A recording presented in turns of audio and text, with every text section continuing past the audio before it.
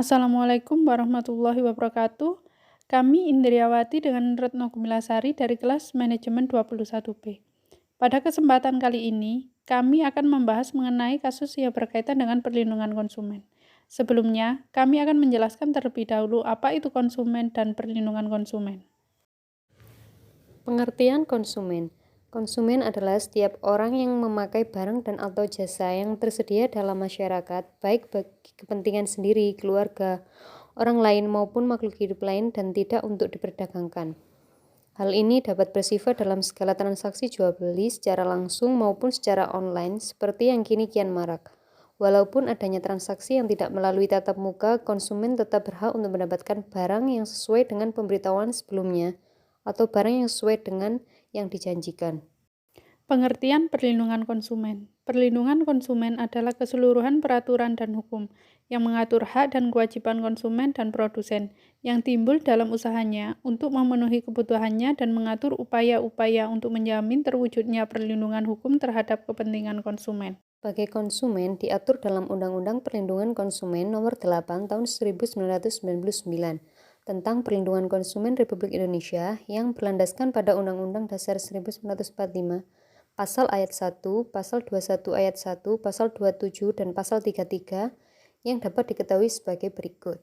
Hak dalam memilih barang, hak mendapat kompensasi dan ganti rugi, hak mendapat barang atau jasa yang sesuai, hak menerima kebenaran atas segala informasi pasti, dan hak pelayanan tanpa tindak diskriminasi. Dasar hukum perlindungan konsumen yaitu Undang-Undang Dasar 1945 dan Undang-Undang Nomor 8 Tahun 1999. Perlindungan konsumen dibutuhkan untuk menciptakan rasa aman bagi para konsumen dalam melengkapi kebutuhan hidup. Kebutuhan perlindungan konsumen juga harus bersifat tidak berat sebelah dan harus adil. Penjelasan Undang-Undang Perlindungan Konsumen.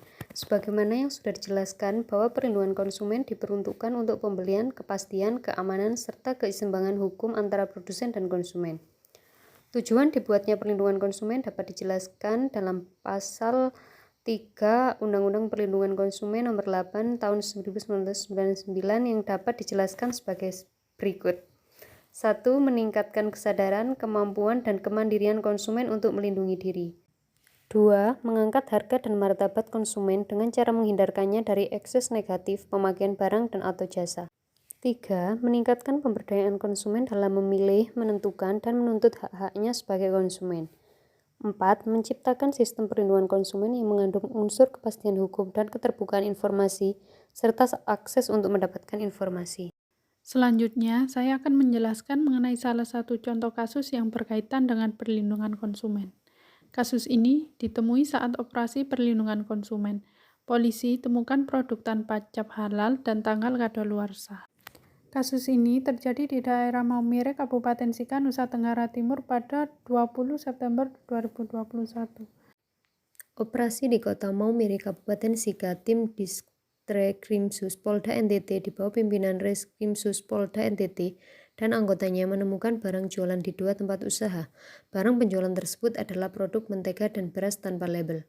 Beras yang ditemukan adalah beras medium disalin ulang ke karung berlabel beras premium.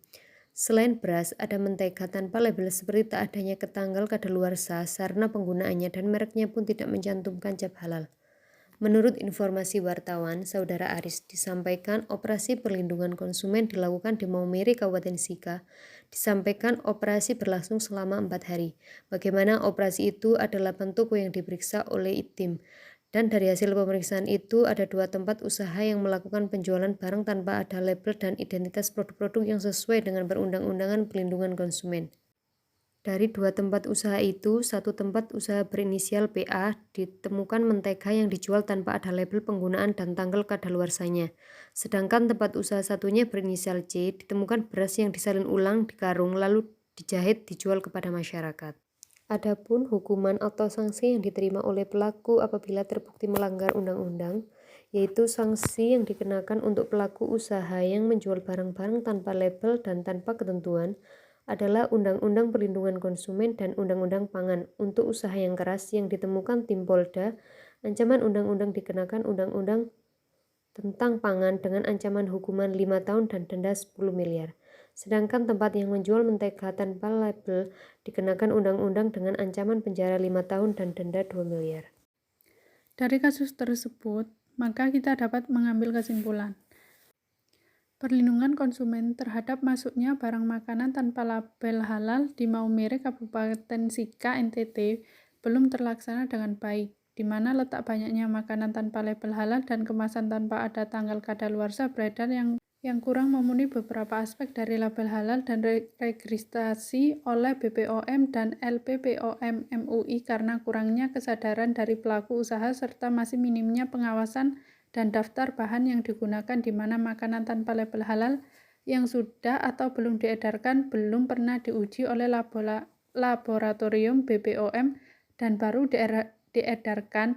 Dan menurut LPPOM MUI, maka tanpa label halal kemasan tanpa ada tanggal kadaluarsa yang beredar tidak sesuai dengan standar kesehatan dan banyak mudaratnya bagi tubuh, dan jika terjadi sengketa antara konsumen pelaku usaha, maka BPSK siap menyelesaikan kasus makanan tanpa label alat tersebut dengan cara konsiliasi, mediasi, dan arbitrase. Saran dari kami, kita sebagai konsumen harus tetap berhati-hati dan waspada ketika melakukan pembelian. Dan apabila menemui kasus yang sama, segera menghubungi pihak terkait agar bisa mendapatkan hak kita sebagaimana yang seharusnya.